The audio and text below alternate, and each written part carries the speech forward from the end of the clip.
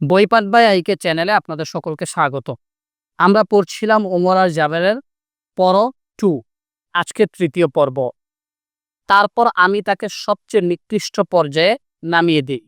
আমরা যদি কুমির বা সিংহের মতো হিংস্র প্রাণীগুলোর দিকে তাকাই, তাহলে দেখতে পাবো এদের যখন ক্ষুধা লাগে তখন এরা শিকার করে খায়। এদের যখন পেট ভরা থাকে তখন সামনে দিয়ে নাদুস নুদুস শিকার হেঁটে গেল তারা ফিরে তাকায় না। কিন্তু প্রাণী জগতে মানুষই একমাত্র সৃষ্টি যারা প্রয়োজনের থেকে যত বেশি পারে হাতিয়ে নেয়। সচ্ছল জীবন থাকার পরেও আরো সম্পদ হাতানোর জন্য প্রতারণা, চুরি, ডাকাতি, খুন করে। একদিকে মানুষ সৃষ্টি জগতের সবচেয়ে সুন্দর গঠনের সৃষ্টি, অন্যদিকে এরাই এতটা নিচে নামতে পারে যে তার দ্বারে কাছেও অন্য কোনো প্রাণী যেতে পারে না। এরা নিজেদের স্বার্থের জন্য কোটি মানুষকেও খুন করতে পারে।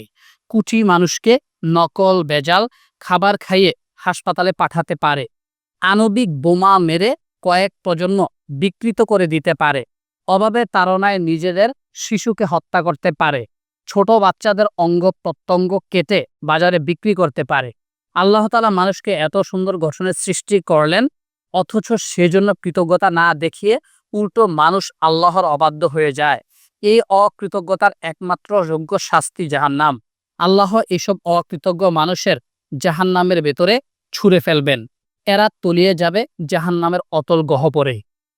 এরপরও কিসে তোমাকে বিচার দিবসে অস্বীকার করায়?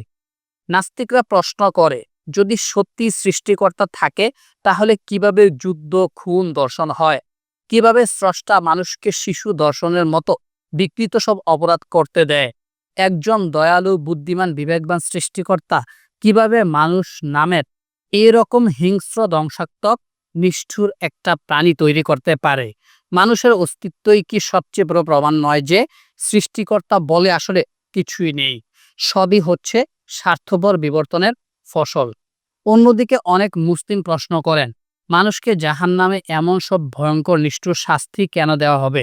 মানুষের অপরাধ আর কতই বা বড় হয় যে তাকে লক্ষ কোটি বছর আগুনে পুরাতে হবে? একজন ন্যায়বান স্রষ্টা কিভাবে মানুষকে এত শাস্তি দিতে পারে? আর মানুষকে এমনভাবে বানানো হলো কেন সে এত অপরাধ করতে পারে? মানুষকে কি আরো নিরীহ করে বানানো যেত না? মানুষকে কি আরো নিরীহ করে বানানো যেত না? ধরুন, আরেকটি গ্রহ রয়েছে যেখানে এক ধরনের উন্নত প্রাণী আছে যাদের নিজস্ব কোনো ইচ্ছা নেই, অনেকটা রোবটের মতো। যা করতে বলা হয়েছে শুধু তাই করে, এর বাইরে কিছু করে না, যার ফলে এদের কোনো সৃজনশীলতা নেই। খায় দায়, ঘুমায়, প্রাকৃতিক কাজকর্ম সারে, বাচ্চা জন্ম দেয়। এভাবেই কোটি কোটি বছর ধরে চলছে। এদের অবস্থার কোনো বড় পরিবর্তন হয় না। ধরুন, এই প্রাণীটাকে ইচ্ছা শক্তি দেওয়া হলো যেন সে নিজের মতো চিন্তা করতে পারে। শুধু যেটুকু করতে বলা হয়েছে তার বাইরেও যেন অন্য কিছু নিজে থেকেই করতে পারে। তাদের মধ্যে যেন সৃজনশীলতা জন্ম নেয়। তাহলে তারা তাদের গ্রহটাকে আবাদ করে নতুন নতুন জিনিস বানাবে। সভ্যতার অগ্রগতি হবে। একসময় আল্লাহর অসীম সৃজনশীলতা, জ্ঞান ও প্রজ্ঞার যথার্থ উদাহরণ হবে এই প্রাণীটা। কিন্তু দেখা গেল এই প্রাণী ইচ্ছার স্বাধীনতা পেয়ে অনেক কিছু করা বন্ধ করে দিল, যেটা আগে তারা ঠিকই করত যখন তাদের ইচ্ছার স্বাধীনতা ছিল না। এরা আর ঠিক মতো খায় না, কারণ খাওয়া জোগাড় করার জন্য অনেক কষ্ট করতে হয়, যা সে করতে চায় না। তাছাড়া খাবার চিবানো, মুখে লালা লাগানো, সেই থেকে লালা সহ চিবিয়ে বিকৃত করে ফেলা, খাবার ডুব গিলে খেয়ে ফেলার মতো নোংরা একটা কাজ এরা আর করতে চাইল না। এরা বিপরীত লিঙ্গের কাউকে চায় না, কারণ বিপরীত লিঙ্গের কারোর সাথে একসাথে থাকা যে বিরাট ঝামেলা, অশান্তি, কষ্টের, বোঝাপড়া ও সহ্যের ব্যাপার, সেগুলোর মধ্য দিয়ে এরা যেতে চায় না। এরপর এরা সন্তান জন্ম দেওয়া বন্ধ করে দিল, কারণ সন্তান জন্ম দেওয়া এবং পালন করার বিরাট ঝামেলার মধ্যে দিয়ে এরা যেতে চায় না। এরা শুধু বসে থাকে, খায় আর ঘুমায়, আর কোনো কষ্ট করতে চায় না, যার ফলে কয়েক প্রজন্মের মধ্যেই সেই প্রাণী সেই গ্রহটা থেকে বিলুপ্ত হয়ে গেল। সুতরাং বোঝা গেল যে এদেরকে টিকিয়ে রাখতে হলে তাদেরকে অনেকটা বাধ্য করতে হবে কিছু কাজ করতে, কিন্তু তাদেরকে কোনো কিছু করতে বাধ্য করলে তো আবার ইচ্ছার স্বাধীনতা থাকবে না। তাই ইচ্ছার স্বাধীনতা বজায় রেখেও কিছু কাজে বাধ্য করার জন্য এদের মধ্যে ৩টি ব্যাপার যথেষ্ট পরিমাণে দিতে হবে: লোভ, কামনা এবং সন্তানের প্রতি ভালোবাসা। এদের মধ্যে বিপরীত লিঙ্গের প্রতি এমন প্রচণ্ড শারীরিক ও মানসিক কামনা দেওয়া হলো যে এদের মধ্যে সম্পর্ক করাটা যতই নোংরা ঝামেলার ব্যাপার হোক না কেন, একসাথে থাকাটা যত বড় মানসিক অত্যাচার হোক না কেন, একে অন্যের প্রতি প্রচণ্ড কামনার কারণে এরা সব মেনে নিয়ে একসাথে সংসার করতে লাগলো। একই সাথে এদের ভেতরে খাবারের প্রতি এতই আকর্ষণ দেওয়া হলো যে বহু কষ্ট করে হলেও এরা ঠিকই নিয়ামত খাবার খায় এবং নিত্য নতুন উপাদেয় খাবার তৈরি করার জন্য কোটি কোটি টাকার ব্যবসা বাণিজ্য করে। আর সন্তানের প্রতি এদের ভেতরে এমন প্রচণ্ড ভালোবাসা দেওয়া হলো যে তাদের জীবনের সবচেয়ে কষ্টের শারীরিক অভিজ্ঞতার মধ্য দিয়েও এরা হাসি মুখে যায়। সন্তানের জন্য রাতের পর রাত না ঘুমিয়ে জেগে থাকে, দিনরাত পরিশ্রম করে সন্তানের উন্নত জীবন দেওয়ার জন্য, সন্তানের জীবন নিরাপদ করার জন্য নিজের জীবনের ঝুঁকি নেয়। নিজের জন্য যে চেষ্টা, কষ্ট, সংগ্রাম করার কথা কোনোদিন চিন্তাও করেনি, সন্তানের জন্য তা ঠিকই করে। এই প্রচণ্ড ভালোবাসার কারণেই তারা সন্তান নিতে থাকলো এবং সন্তানের নিরাপত্তা নিশ্চিত করার জন্য যা করা দরকার তাই করতে থাকলো। এভাবে এই প্রাণীটার বংশবৃদ্ধি নিশ্চিত করা গেল। কিন্তু একসময় দেখা গেল যে এরা যদি কোনো মতে খেয়ে পরে বাঁচতে পারে, সন্তানের 3 বেলা খাবার দিতে পারে, তাহলে আর বেশি কিছু পাওয়ার জন্য কোনো চেষ্টা করে না। প্রজন্মের পর প্রজন্ম ধরে এরা বনের জঙ্গলে ঘুরে বেড়ায়, গুহায় থাকে। এদের মধ্যে নিজেদের অবস্থা আরো উন্নত করার কোনো চেষ্টা নেই, আগ্রহ নেই। এই গুহাবাসী প্রাণীগুলোর জীবন বড়ই নিচু মানের। তখন এদের মধ্যে সম্পদের বাসনা, একে অন্যের সাথে প্রতিযোগিতায় মানসিকতা, আরাম আয়াসের চাহিদা ইত্যাদি নানা ধরনের মানসিক চাহিদা দেওয়া হলো, যেন এরা নিজেদের আরো উন্নত করার জন্য সবসময় এক ধরনের তাগাদা পায়। একই সাথে এদের মধ্যে এমন ব্যবস্থা করা হলো, এরা যখনই অন্যায় করে, সীমা অতিক্রম করে, তাদের ভেতর থেকে তারা বুঝতে পারে যে তারা খারাপ কিছু করছে এবং সেখান থেকে ফিরে আসা উচিত। এদের লোভ, কামনা, বাসনা, চাহিদা ইত্যাদি নিয়ন্ত্রণ করার প্রয়োজনীয় মানসিক শক্তি দেওয়া হলো। এখন শুধু দরকার ভালো হয়ে চলার জন্য নিজের সদিচ্ছা। কিন্তু যেহেতু সেই প্রাণীর ইচ্ছার স্বাধীনতা আছে, তাই তারা সবসময় নির্ধারণ করে দেওয়া সীমা মেনে চলে না। নিজের তীব্র কামনা, বাসনা, লালসা, সম্পদ এবং ক্ষমতার মোহ পূরণ করার জন্য এমন কিছু করে বসে যার জন্য অন্যদের খেসারত দিতে হয়। এদের বিবেক এদের জানান দেয় যে তারা সীমা অতিক্রম করছে, কিন্তু এরা বিবেকের গলা টিপে ধরে লাগামহীন মোহ, কামনা, বাসনায় ডুবে যায়। এভাবে তারা ইচ্ছার স্বাধীনতা ব্যবহার করে নিজেরাই নিজেদের ব্যাপক ক্ষতি করা শুরু করে। এক সময় প্রাণীগুলো অভিযোগ করলো যে তাদের মধ্যে অনেকেই অনেক ক্ষতি করছে, কিন্তু ওরা কোনো শাস্তি পাচ্ছে না কেন? কেন তাদের অন্যায় করার সুযোগ দেওয়া হলো? কেন তারা সবাই শুধুই ভালো কাজ করে না? কেন তাদের সবাইকে সমান ক্ষমতা দিয়ে বানানো হলো না? এটা তো অন্যায়। তখন তাদের জন্য এক ধরনের শাস্তির ব্যবস্থা করা হলো। যখনই কেউ একটা খারাপ কাজ করে, তখনই আকাশ থেকে তার উপর একটা বাজ পড়ে। অন্যায়কারী ভীষণ কষ্ট পায়। প্রাণীগুলো অন্যায় করা মাত্র শাস্তি পায়। কিন্তু তখন দেখা গেল 2 দল তৈরি হলো। একদল বাজ পড়ার ভয়ে অনেকটা রোবট হয়ে গেল। শাস্তির ভয়ে এরা কোনো মতে খাওয়া, ঘুম, মলত্যাগ ছাড়া আর কিছুই করে না। তাদের চিন্তার স্বাধীনতা থাকা আর না থাকা একই কথা হয়ে গেল। সেই জন্য তারা অভিযোগ করা শুরু করলো যে একদিকে তাদের চিন্তার স্বাধীনতা দেওয়া হয়েছে, আবার স্বাধীন মতো কিছু করতে গেলেই বাজ খেতে হয়। এটা কি রকম স্বাধীনতা হলো? এটা তো পরাধীনতা। অন্যদিকে আরেক দল এরপরেও সোজা হলো না, তারা অন্যায় করতেই লাগলো আর বাজ খেয়ে শেষ হতে লাগলো। দেখা গেল এভাবে তাদেরকে সাথে সাথে শাস্তি দিয়ে লাভ হচ্ছে না। বাজ পড়ার ভয়ে একদল সন্ন্যাসী হয়ে বিলুপ্ত হয়ে যাচ্ছে, আরেকদল বাজ খেয়ে সাফ হয়ে যাচ্ছে। শুধু তাই নয়, অনেক সময় বাজ মেরে উপযুক্ত শাস্তিও দেওয়া হচ্ছে না। যেমন সেই প্রাণী যখন কাউকে হত্যা করে, দর্শন করে, তখন সে এক বিরাট অন্যায় করে। এর ফলে শুধু সে যে একজনের ক্ষতি হয় তা না, বরং আশেপাশে অনেক প্রাণীর ক্ষতি হয়।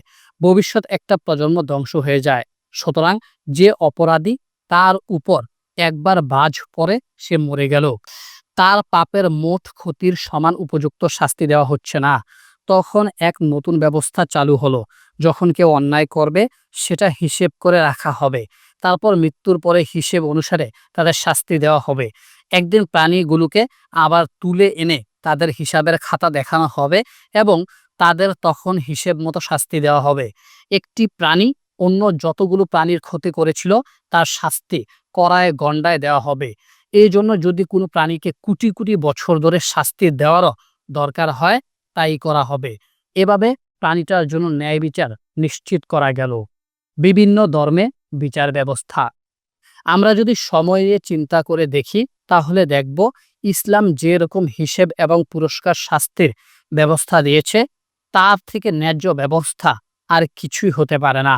সনাতন হিন্দু ধর্ম মতে একজন অপরাধীর পুনর্জন্ম হবে অসুখ, বিকলাঙ্গ কিংবা নিম্নতর শ্রেণীর মানুষ বা প্রাণী হিসেবে। একজন মানুষ বড় অপরাধ করে মারা গিয়ে তারপর এভাবে পুনর্জন্ম নিলে কিভাবে সেটা ন্যায় বিচার হয়? শুধু তাই নয়, একই পাপ ব্রাহ্মণ শ্রেণীর কেউ করলে কম শাস্তি, কিন্তু শূদ্র শ্রেণীর কেউ করলে বেশি শাস্তি। এটা কিভাবে ন্যায় বিচার হতে পারে? খ্রিস্টান ধর্মেও এত বেশি বিভক্তি এবং তাদের মধ্যে শেষ বিচার দিবসের ব্যাপারে এত বেশি মতপার্থক্য যে বলা মুশকিল ঠিক কিভাবে তাদের শেষ বিচার হবে। ইহুদিরা মনে করে তারা হচ্ছে বিশেষ জাতি, তাদের কর্ম যাই হোক না কেন শুধু ইহুদি পরিবারে জন্ম নেওয়ার কারণে তারা স্বর্গে যাবে। কিভাবে একজন স্রষ্টা ন্যায়পরায়ণ হতে পারেন যদি তার মধ্যে স্বজনপ্রীতি থাকে? ইসলামে বিচারে ধারণা হচ্ছে প্রতিটি মানুষকে তার সব ভালো মন্দ কাজ খুঁটিয়ে খুঁটিয়ে দেখানো হবে, কিছু বাদ রাখা হবে না। তারপর সব ভালো মন্দ কাজকে এক বিশেষ পাল্লায় ওজন করা হবে। মানুষ যদি আন্তরিকভাবে ক্ষমা চেয়ে পাপের প্রায়শ্চিত্ত করে যেতে পারে তাহলে সেই অন্যায়গুলো আল্লাহ ইচ্ছে করলে ক্ষমা করে দেবেন। যদি তার ঈমান সহ মৃত্যু হয়ে থাকে, তারপর যদি কারো ভালো কাজের পাল্লা তার খারাপ কাজের পাল্লা থেকে ভারী হয় তবে সে জান্নাতে যাবে, নাইলে তার ঠিকানা জাহান্নাম। কারো সাথে বিন্দু মাত্র অন্যায় করা হবে না, কেউ বলবে না যে তার সাথে ন্যায় বিচার করা হয়নি। একজন মানুষ যতই উচ্চ বংশের হোক, যতই ক্ষমতাশালী হোক, যত বড় পীর দরবেশ অলি আউলিয়া হোক না কেন, কাউকে কোনো ধরনের ক্ষতি করা হবে না। প্রতিটা মানুষকে একইভাবে বিচার করা হবে। প্রতিটি মানুষ একা আল্লাহর সামনে হাজির হবে। কেউ কারো জন্য এগিয়ে এসে সুপারিশ আপিল করে আল্লাহর সিদ্ধান্তকে পরিবর্তন করতে পারবে না। কোনো ধরনের লেনদেন করতে পারবে না। আল্লাহর সিদ্ধান্তই শেষ সিদ্ধান্ত।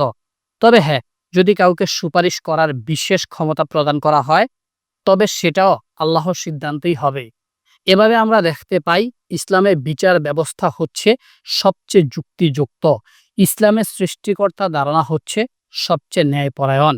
আমরা মানুষ হয়ে অন্য মানুষের কাছে ন্যায় বিচার চাই, তাহলে আল্লাহ সুবহানাহু ওয়া তাআলা কি স্বাভাবিকভাবেই সব বিচারকের চেয়ে বড় বিচারক হবেন না?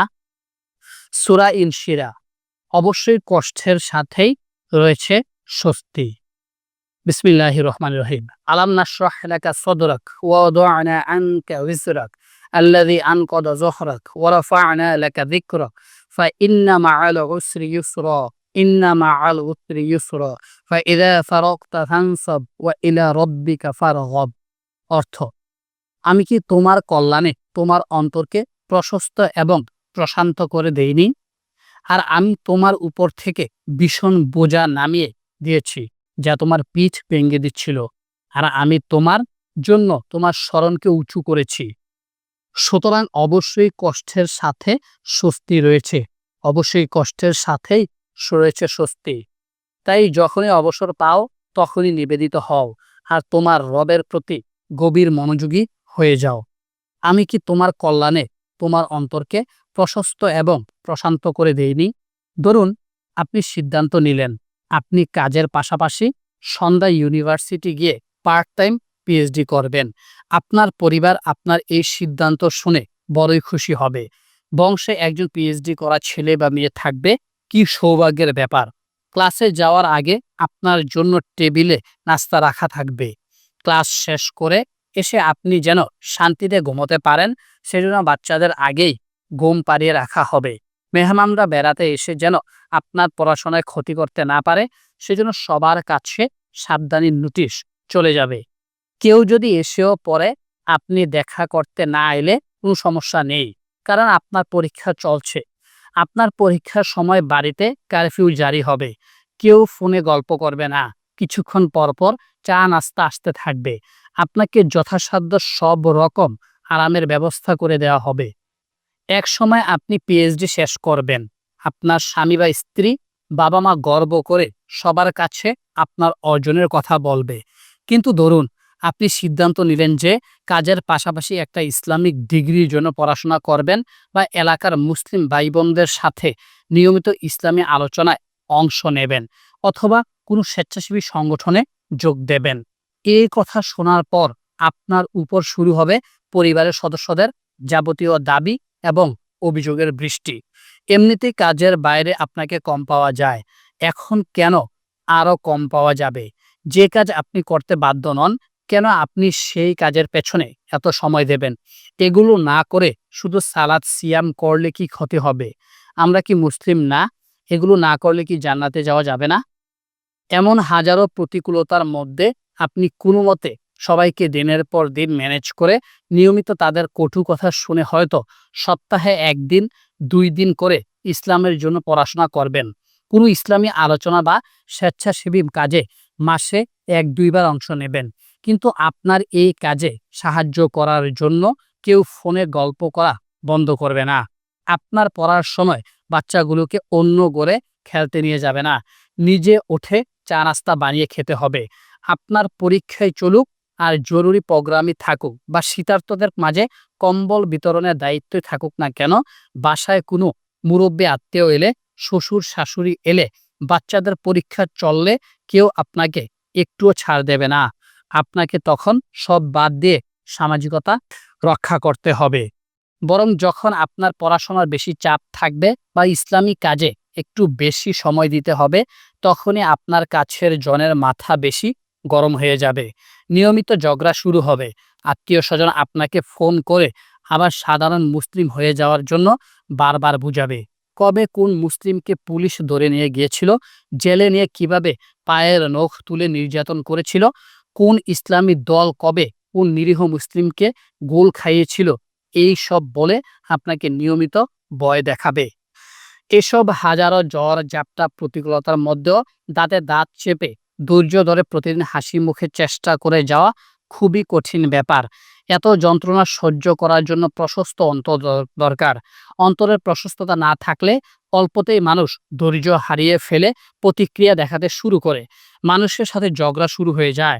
দিনের পর দিন এত অন্যায় অবিচার সহ্য করতে না পেরে বুক ভেঙে যায়। তারপর একসময় ইসলামের পথ থেকে তারা জড়ে যায়। এই কারণে যাদের অন্তরকে আল্লাহ প্রশস্ত করে দেন, শুধু তারাই পারে শত প্রতিকূলতার মধ্যেও ইসলামের পথে অবিচল থাকতে। কাজেই যাকে আল্লাহ সঠিক পথ দেখানোর ইচ্ছা করেন, তার অন্তরকে তিনি ইসলামের জন্য প্রশস্ত করে দেন। সূরা আনআম আয়াত 125। একই সাথে অন্তরের প্রশস্ততা না থাকলে ইসলামের নিয়মকানুন মেনে চলা সবসময় সম্ভব হয় না। তখন মানুষ ইসলাম নিয়ে নানা রকম দ্বিধাদ্বন্দ্বে ভোগে। সুদ আর ব্যবসায় লাভ তো একই কথা, তাহলে ইসলামে সুদ হারাম কেন? তিনি 5 ওয়াক্ত সালাত পড়তে হবে কেন? 3 ওয়াক্ত হলে কি সমস্যা হতো? মাত্র 2.5 ভাগ সম্পদ জাকাত দিয়ে কার কি লাভ হবে? কেন ছেলেদেরকে মেয়েদের দ্বিগুণ সম্পত্তি দেওয়া হয়? এটা কি অন্যায় নয়? কেন মেয়েদেরকে হিজাবের মতো একটা কঠিন কাজ করতে দেওয়া হলো? ছেলেদের কেন হিজাবের কষ্ট করতে হয় না? মেয়েদের কেন বাচ্চা জন্ম দেওয়ার কষ্ট করতে হবে? ছেলেরা বাচ্চা জন্ম দেয় না কেন? এরকম নানা সমস্যায় মানুষ ভোগে। ইসলাম তার কাছে একটা তেতো ঔষধ হয়ে দাঁড়ায়। চোখ মুখ কুঁচকে সে কোনোভাবে ইসলাম মেনে চলে, কিন্তু সেই মানায় কোনো শান্তি তৃপ্তি বা কৃতজ্ঞতা থাকে না। কিন্তু যখন অন্তরের প্রশস্ততা চলে আসে, তখন আল্লাহর নির্দেশ মানতে আর কোনো সমস্যা থাকে না। মানুষ তখন বুঝতে শেখে সে কয়েক কোটি মানুষের মাঝে এক মামুলি মানুষ মাত্র। তার পক্ষে আল্লাহর চাইতে কোনোভাবেই বেশি বোঝা সম্ভব নয় যে কোনটা পরিবার, সমাজ, রাষ্ট্র সহ পুরো মানবজাতির জন্য ভালো আর কোনটা খারাপ। তার যতগুলো পিএইচডি ডিগ্রি থাকুক না কেন, সে যত দেশে ঘুরুক না কেন, তার উর্বর মস্তিষ্ক থেকে বের হওয়া সমাধান পুরো মানবজাতির জন্য সবসময় কল্যাণ বয়ে আনবে, এই সম্ভাবনা খুবই ক্ষীণ। মানুষ যখন নিজের সীমাবদ্ধতা বুঝতে পারে, নিজের অহংকারকে দমাতে পারে, তখন সে আল্লাহর প্রতি পরম ভরসায় তার সব নির্দেশ খুশি মনে মেনে চলে। ইসলাম মেনে তখন সে শান্তি ও তৃপ্তি খুঁজে পায়। আল্লাহ তাকে ইসলাম বুঝার সামর্থ্য দিয়েছেন, এজন্য সে কৃতজ্ঞতায় বিনত হয়, সিজদায় লুটিয়ে পড়ে। তখন তার প্রতিটা সিজদা হয়ে যায় কৃতজ্ঞতায় ভরা বিনম্র শ্রদ্ধার সিজদা। যার অন্তরকে আল্লাহ প্রশস্ত করে দেন ইসলামের প্রতি, ফলে সেই অন্তর রবের পক্ষ থেকে আসা এক আলোর মাঝে থাকে। সেই অন্তর আর কঠিন অন্তর কি এক হতে পারে? সুতরাং সে অন্তরগুলোর জন্য ধ্বংস রয়েছে যেগুলো আল্লাহর স্মরণের ব্যাপারে কঠোর হয়ে গেছে। সূরা জুমার আয়াত 22। মূসা আলাইহিস সালামের সেই বিখ্যাত দোয়া আমরা নিয়মিত করি। হে আমার রব, আমার অন্তর প্রশস্ত আর প্রশান্ত করে দিন, আমার কাজগুলো সব সহজ করে দিন।